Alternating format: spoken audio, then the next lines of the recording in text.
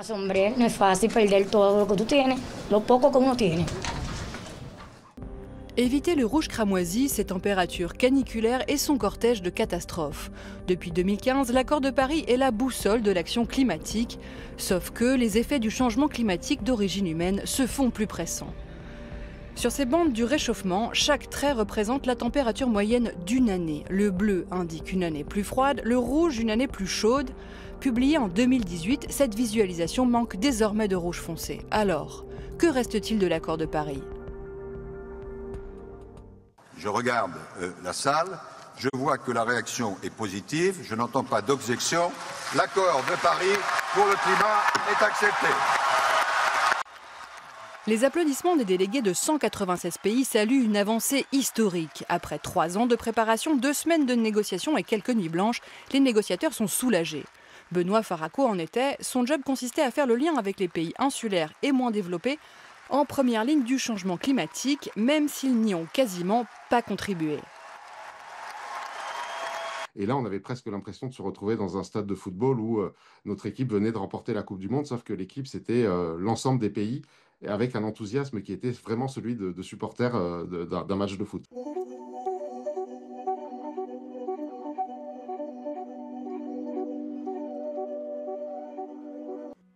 C'est le point cardinal adopté à Paris, fixer un seuil à la hausse globale des températures, 1,5 degré au-dessus des niveaux pré-industriels d'ici 2100. Et si vraiment on n'y arrivait pas, nettement en dessous de 2 degrés.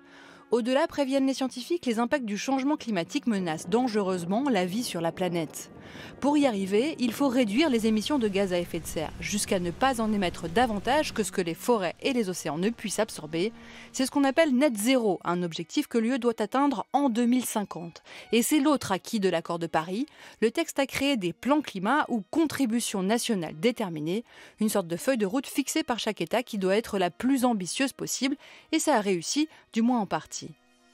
À Paris, on savait qu'on n'était pas sur la bonne trajectoire. On était effectivement sur une trajectoire qui nous amenait à la fin du siècle à un réchauffement de 4 degrés avant qu'on signe l'accord de Paris.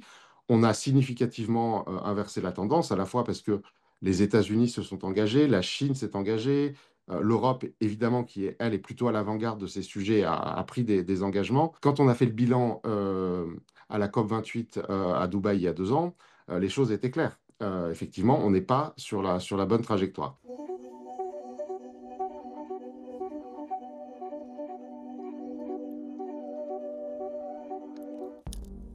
L'année 2024 était la plus chaude enregistrée jusqu'ici, et la première a dépassé le seuil des 1,5 degrés, ce qui ne rend pas l'accord de Paris caduc pour autant, parce que les climatologues prennent en compte la moyenne des températures sur 20 ans afin de lisser les variations. Donc aujourd'hui, on est à 1,3 degré de réchauffement moyen. En revanche, si rien ne change, le seuil de Paris devrait être franchi avant la fin de la prochaine décennie. En 10 ans, l'élan suscité par l'accord est retombé. It's the greatest con job ever perpetrated on the world, in my opinion. Au déni américain s'ajoute le fait que les pays ont de plus en plus de mal à se parler. Alors, quel bilan dresser de l'accord de Paris ? Un réseau scientifique qui fait le lien entre changement climatique et événements météorologiques extrêmes s'est penché sur la question et conclut que l'accord a bien réduit la trajectoire de réchauffement, mais pas suffisamment. We're currently on track for 2.6 degrees of global warming since we started emitting carbon dioxide and other greenhouse gases from burning fossil fuels. And we anticipate that with that change, the likelihood of extreme heat events that we have previously considered very rare will become commonplace. Si les États tiennent leurs engagements, voici ce que ces scientifiques estiment probable. The heat wave of July 2023 in southern Europe, this before global warming would have been about a 1 in 1,000 year event. At 2.6 degrees of global warming, we'd expect to see an event like this approximately once every 2 years. This is a really dramatic increase in likelihood. And the other thing is that this also applies to events that we may not have seen. So even more extreme heat waves that are still very unlikely today in a 2.6 degrees climate could become commonplace as well. Des chaleurs qui font souffrir les populations jusqu'à en être létales pour les personnes les plus vulnérables. Enfants, personnes âgées ou immunodépressives, travailleurs en extérieur ou habitants de logements mal isolés. À travers le monde, les vagues de chaleur tuent déjà chaque année plus d'un demi-million de personnes. C'est plus que les cyclones, les typhons et les ouragans. Face à la crise qui se profile, pourquoi l'action politique ralentit au lieu d'accélérer? Benoît Faraco, qui représente la France à la COP, ne nie pas la difficulté. On est en train de rentrer dans une nouvelle phase de la lutte contre le changement climatique qui demande des changements en profondeur de nos sociétés. Il y a des nouvelles technologies qui arrivent, il va falloir changer un certain nombre d'habitudes, de comportements pour atteindre cet objectif qui n'est pas un objectif facile. Et si c'était un objectif facile, il n'y aurait pas besoin de se réunir tous les ans pour en parler. Ne reste plus qu'à espérer, comme le pape Léon XIV, que les délégués de la COP listen to the cry of the earth and the cry of the poor, families, indigenous peoples, involuntary migrants and believers throughout the world. Le pape a béni un glaçon détaché de la calotte du Groenland. On ne sait jamais, ça peut aider. L'accord de Paris reste aujourd'hui la boussole pour réduire les émissions. Sauf qu'on l'a vu, les engagements pris par les États ne vont ni assez vite ni assez loin. Et que tout en déployant des énergies renouvelables, le monde continue de brûler des énergies fossiles. Alors la question reste entière, le seuil des 1,5 degrés a-t-il encore un sens? But one thing is already clear. We will not be able to contain the global warming below 1.5 degrees in the next few years. The overshooting is now inevitable. Dépassement, ce terme risque de devenir familier. C'est l'un des domaines de recherche du professeur Schleusner à l'automne 2025. Il a rassemblé près de 200 scientifiques du monde entier près de Vienne pour plancher sur le sujet. Une première. The concept of overshoot basically is the concept of the second best world we imagined in the Paris Agreement. The first best world would have been we limit warming to 1.5 degrees. We increasingly need to say we probably have blown that chance.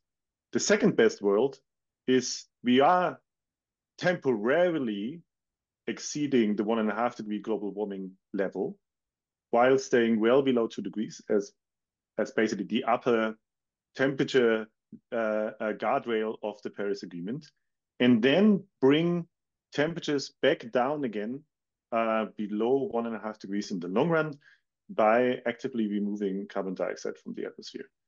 C'est un défi vertigineux. Éliminer le CO2 dans l'atmosphère peut se faire de plusieurs façons, de la plus naturelle, planter des arbres, à la plus technologique, en pompant le CO2 dans l'air pour l'injecter dans le sous-sol.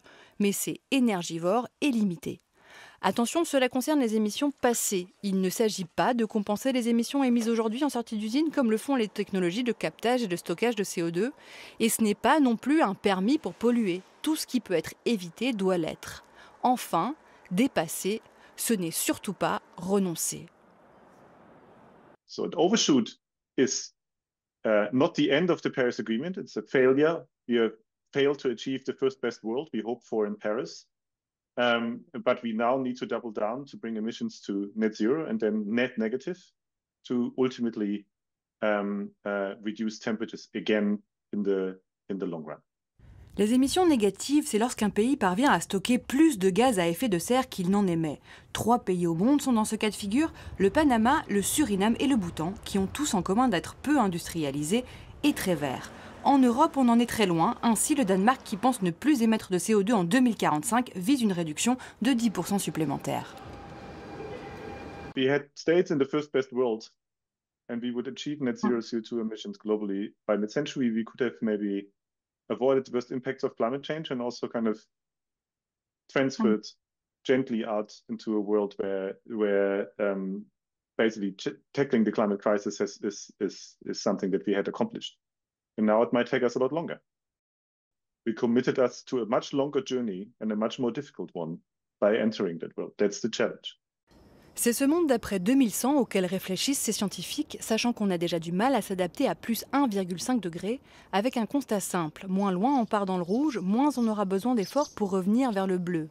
Chaque fraction de degré compte. Or, une fois franchis les points de bascule de la planète, l'avenir de nos sociétés s'écrit en pointillés.